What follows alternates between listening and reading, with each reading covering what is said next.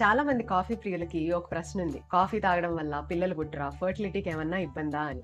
ఈ ప్రశ్నకి సమాధానం నేను ఇప్పుడు చెప్పబోతున్నాను.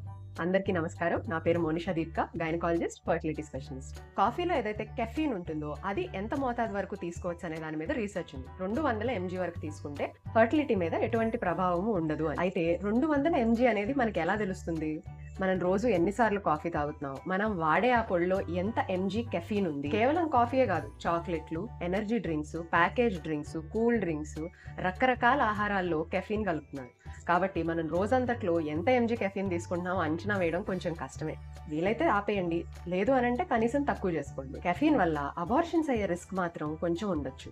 కాబట్టి రోజుకి 3, 4, 5 కప్పులు తాగే వాళ్ళు చాలా మంది ఉన్నారు. ఎనర్జీ డ్రింక్స్ తాగే వాళ్ళు ఉన్నారు. మీరు ఎంత తీసుకుంటున్నారో ఆ మోతాదుని లిమిట్ చేసుకోండి. మహా అయితే రోజుకు 1 సారో 2 సార్లు, అంతకన్నా ఎక్కువ సార్లు తీసుకోకండి.